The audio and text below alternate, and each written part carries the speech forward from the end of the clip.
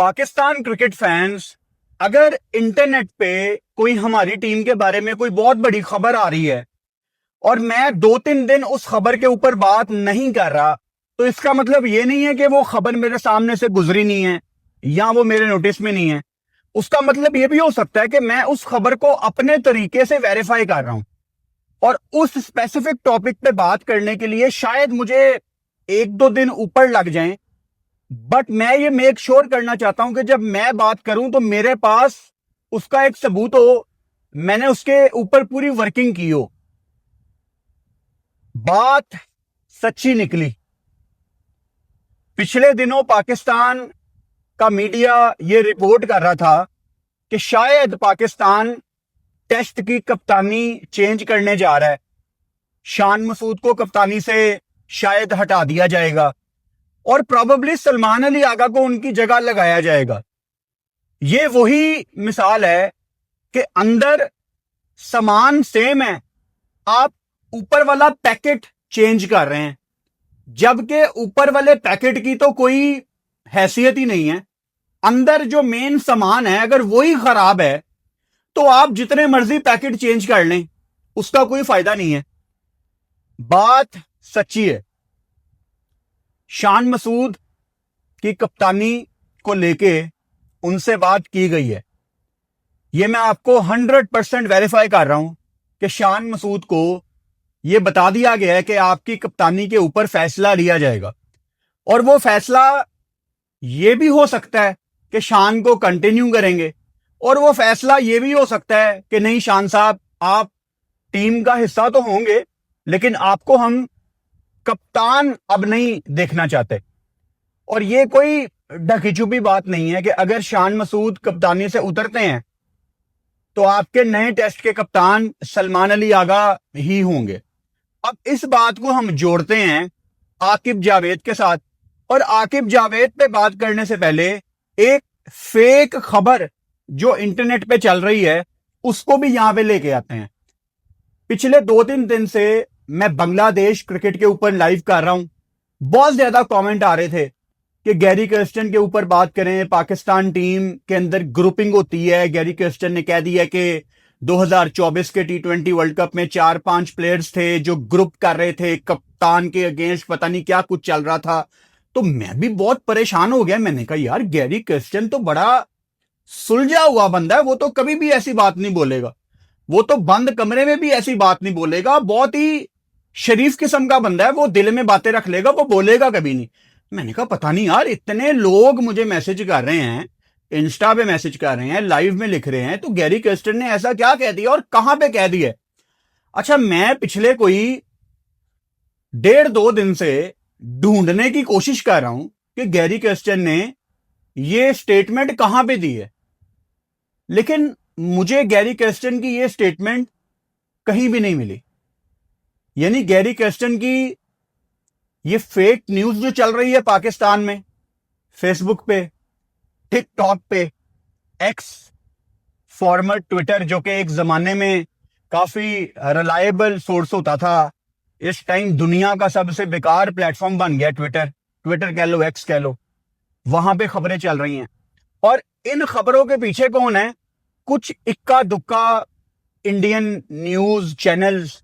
Obviously वहां ना Indian team खेल रही है, ना यहां पे पाकिस्तान टीम खेल रही है, तो कंटेंट नहीं है इंडियन न्यूज ऑर्गेनाइजेशंस के पास। या तो उन्होंने इंडिया की क्रिकेट के ऊपर बात करनी होती है या उनको इंतजार होता है पाकिस्तान की हार का। तो इन दोनों में से कुछ भी नहीं मिल रहा, तो दरमियान में से कोई जबरदस्ती चीज तो निकालनी है। चलो एक फेक खबर बना देते हैं, और फिर इंटरनेट जैसे काम करता है, वो जैसे व्हाट्सएप पे फेक मैसेजेस आते हैं आजकल, इंटरनेट के प्लेटफॉर्म और व्हाट्सएप की फेक खबरें, कोई फर्क ही नहीं रह गया दोनों में।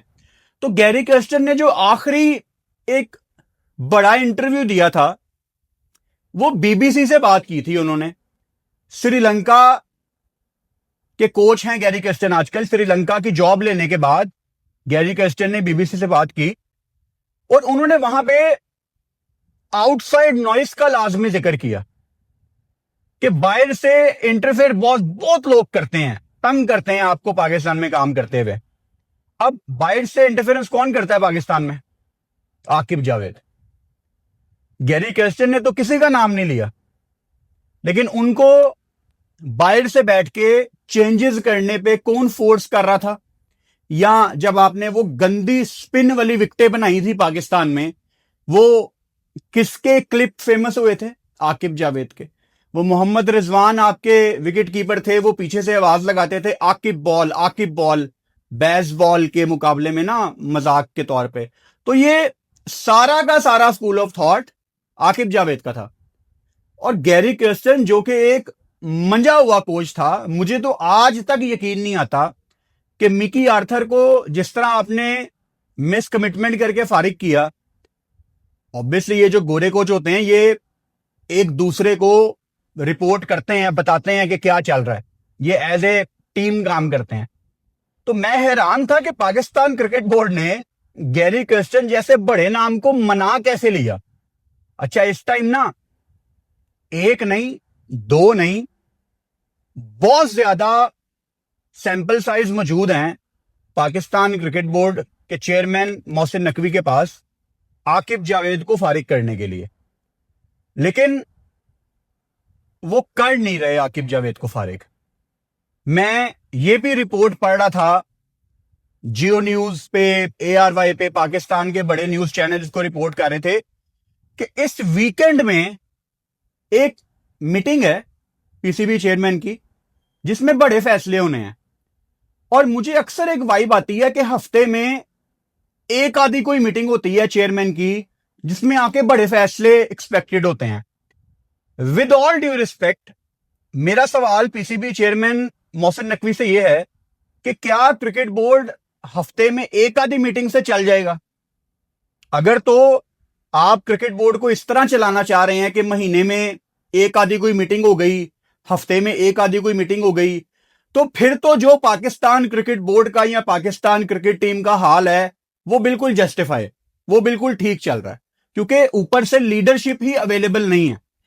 और ऊपर वाली हमारी जो लीडरशिप है वो अगर 7 के 7 दिन है ही नहीं है क्रिकेट बोर्ड में, तो फिर जिन लोगों को आपने कंट्रोल दिया हुआ है वो लोग तो अपनी मर्जियां करेंगे। अब इसके ऊपर ना एक किताब लिखी जा सकती है कि आकिब जावेद ने कितने गलत फैसले किए हैं, एक दफा नहीं, दो दफा नहीं, कितनी ज्यादा दफा। जहां टूर्नामेंट आता है आप उससे ऑपोजिट टीम भेज देते हैं। वो दुबई में आप एक स्पिनर लेके गए, मैं क्रिकेट बोर्ड में होता, मैं वहीं पे आकिब जावेद को फारिग कर देता। ये क्या थॉट प्रोसेस था?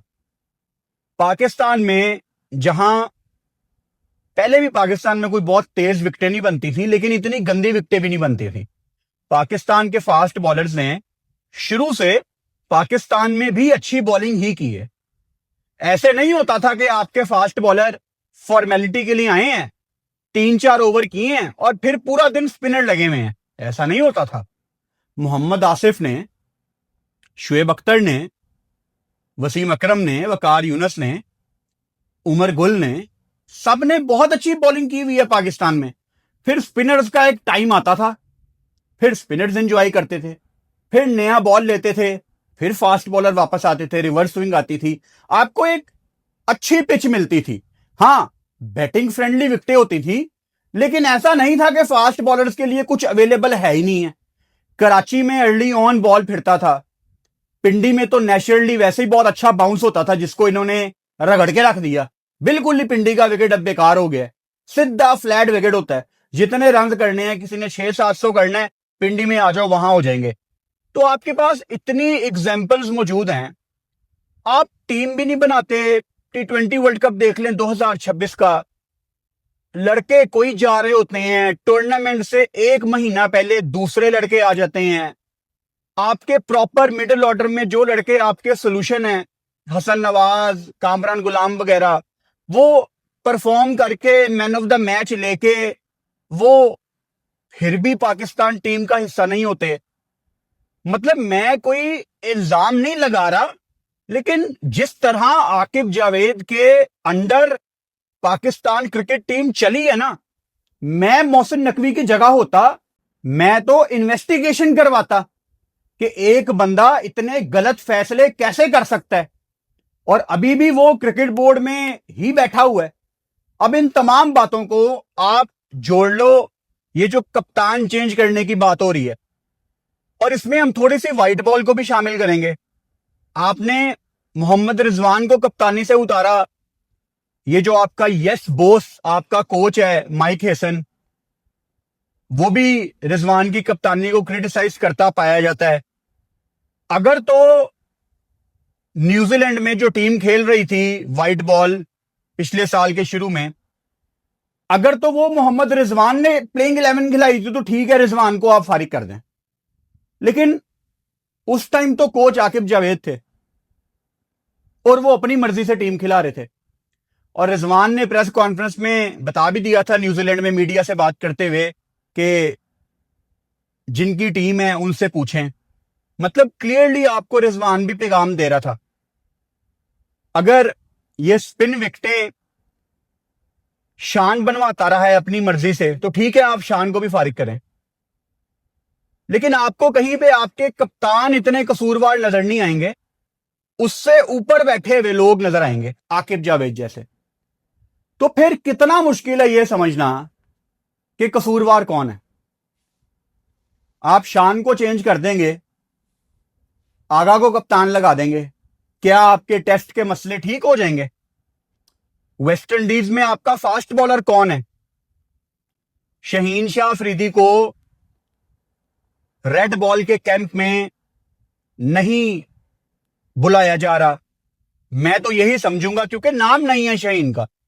अगर तो आप लोगों ने अंदर कोई देसी सिस्टम चलाया हुआ है कि जिसका व्हाइट बॉल में नाम है वो रेड बॉल में भी आ सकता है, और जिसका रेड बॉल में नाम है वो व्हाइट बॉल में भी आ सकता है, क्योंकि ये लाहौर में ही कैंप होना है, तो ठीक है। फिर अगर आपने इसी तरह देसी तरीके से क्रिकेट चलानी है तो आपकी मर्जी है, वरना जरूरत नहीं थी इतने लंबे कैंप की। आपका कोई 33 दिनों का रेड बॉल का कैंप है, आपका तकरीबन कोई 95 डेज का व्हाइट बॉल का कैंप है।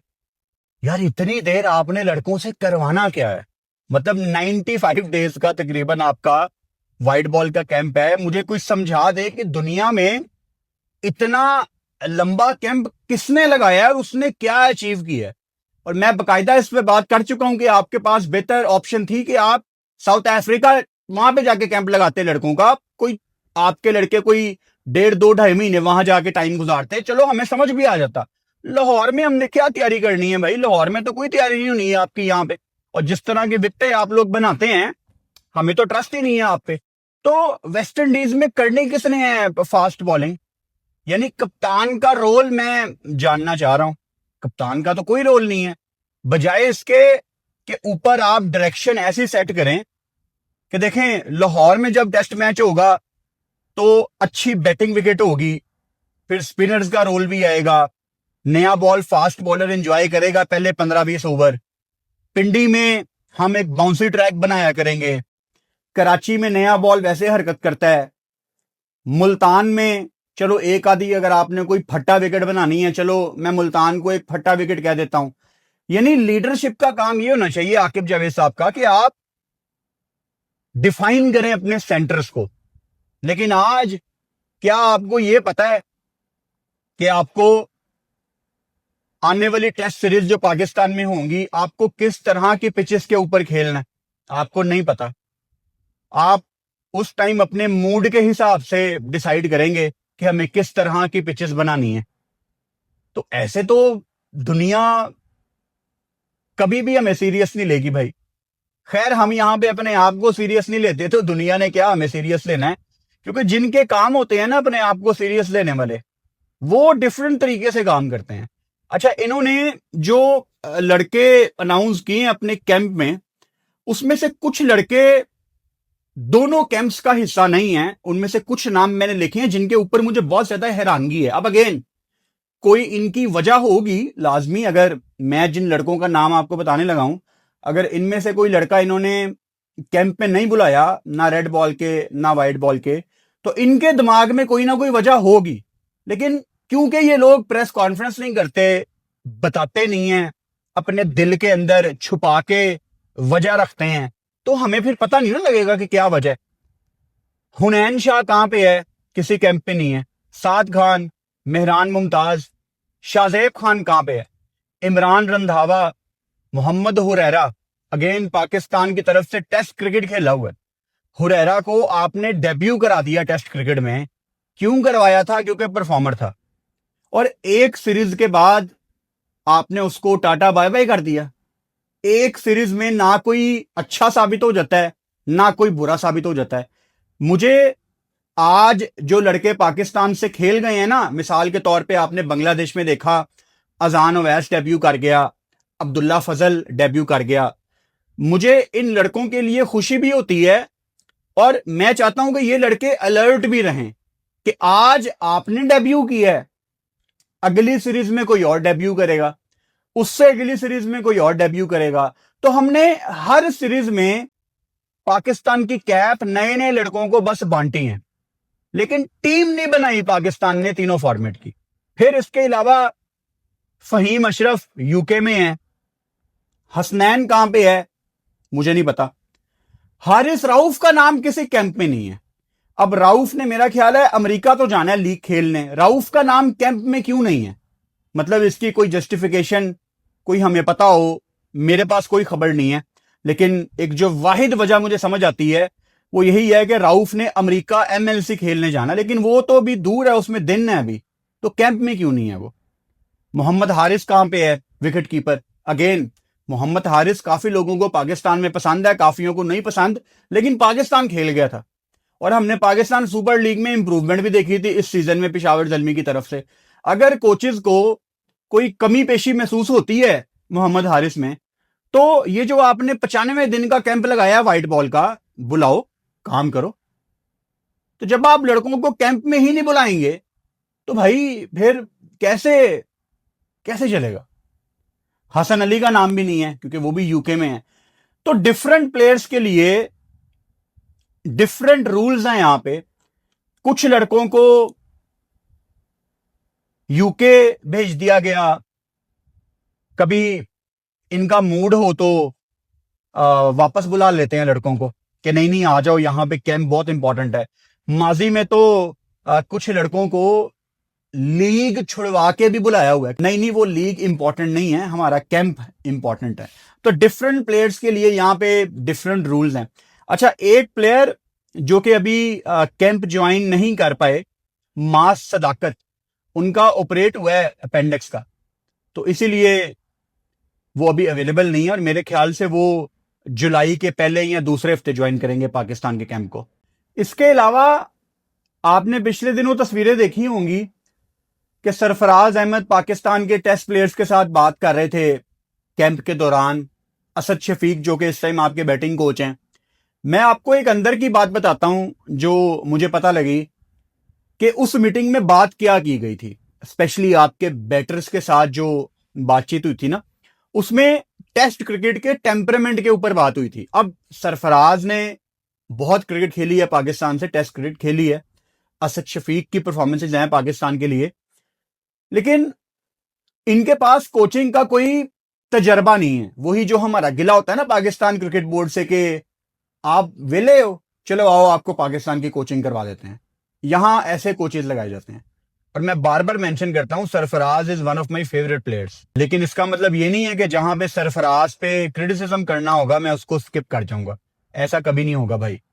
ऑन द अदर साइड, क्या अपने करियर के आखिर में असद शफीक को मसले मसाइल नहीं पेश आ रहे थे बल्लेबाजी के? कहने का मतलब यह है कि दुनिया में अच्छे अच्छे कोचेज को अपने साथ रखा जाता है जिनके पास तजर्बा होता है सालों का। यहां पे आप पाकिस्तान टीम से बाहर आए, आपको हम कभी सिलेक्टर बना देंगे, मूड हुआ तो आपको कोच भी लगा देंगे। तो यहां पे तो भाई यही चीजें चल रही हैं और इन्हीं बातों की वजह से आपकी क्रिकेट टीम का इस टाइम ये हाल है। Coming back on our bowling, मुझे इंतजार था इस चीज का कि शायद ये जो कैंप में आपने नाम अनाउंस किए हैं, शायद इसके 2-3 दिनों के बाद शहीन से रिलेटेड कोई खबर आ जाए कि क्या शहीन शाह अफरीदी आपके टेस्ट के स्क्वाड में नहीं होंगे। देखो, मैं सिर्फ ये चाहता हूं कि पाकिस्तान क्रिकेट बोर्ड हमारे साथ ना सच्ची बात करे।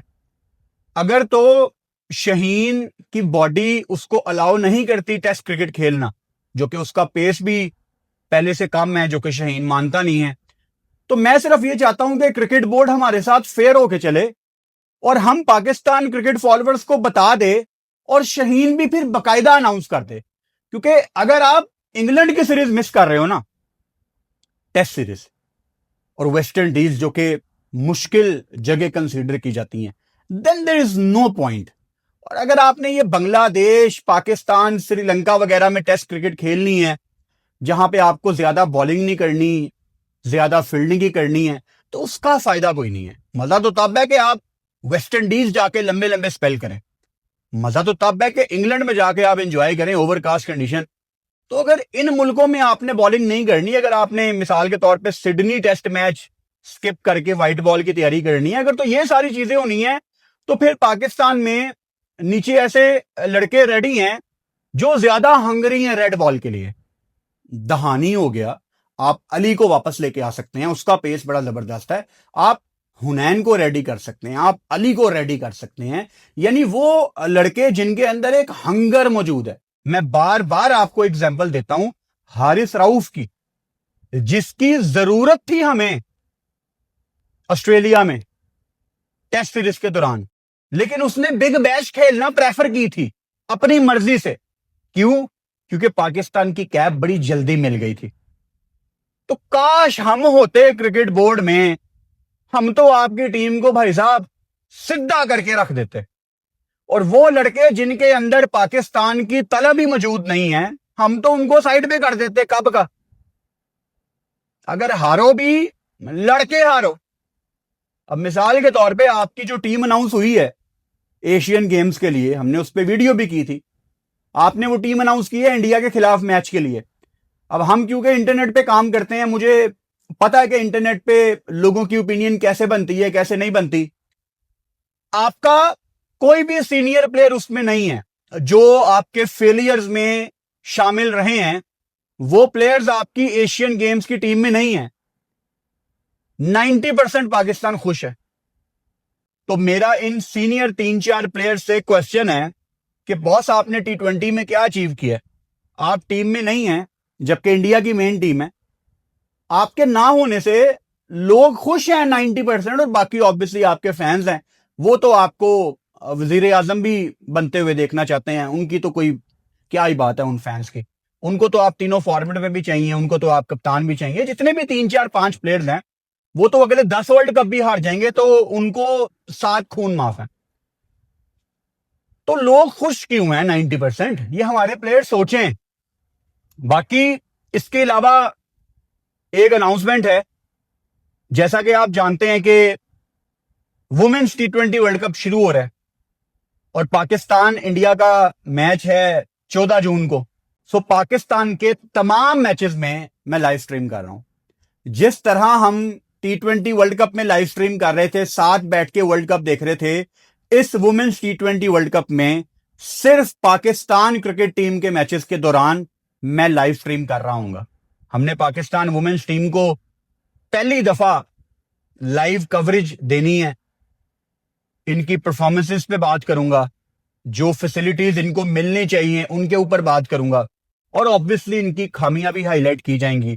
तो जितना सख्त हाथ पाकिस्तान मेंस क्रिकेट टीम के ऊपर रखा जाता है, उतना ही सख्त हाथ पाकिस्तान वुमेन्स क्रिकेट टीम के ऊपर भी रखा जाएगा। मुझे पता है कि पाकिस्तान वुमेन्स टीम को वो वाली फैसिलिटीज हासिल नहीं है जो ऑस्ट्रेलिया या इंडिया को हैं, लेकिन फिर भी पाकिस्तान वुमेन्स टीम को काफी अच्छी क्रिकेट खेलनी चाहिए। जिम्बाब्वे को इन्होंने हराया, लेकिन वार्म अप मैचेस में हमने देखा बिल्कुल ही फारिग क्रिकेट खेली हमारी वुमेन्स टीम ने। तो 14 तारीख को पाकिस्तान इंडिया के मैच में मैं लाइव आ जाऊंगा, टाइमिंग अनाउंस कर दूंगा। 6:30 बजे मैच है पाकिस्तान टाइम के मुताबिक, तो शायद 6 बजे लाइव आ जाऊंगा, कवर फोटो लगा दूंगा, फेसबुक पे अनाउंस कर दूंगा। तो सिर्फ पाकिस्तान क्रिकेट टीम के मैचेस के दौरान मैं T20 वर्ल्ड कप में लाइव आऊंगा। मेरी रिक्वेस्ट अपनी तमाम फीमेल सब्सक्राइबर से भी है कि आप वुमेन्स T20 की लाइव कवरेज में लाजमी हमें ज्वाइन करें। कल इंशाल्लाह ताला एक नई वीडियो में रात को 7:30 बजे आपसे मुलाकात होती है। Good night.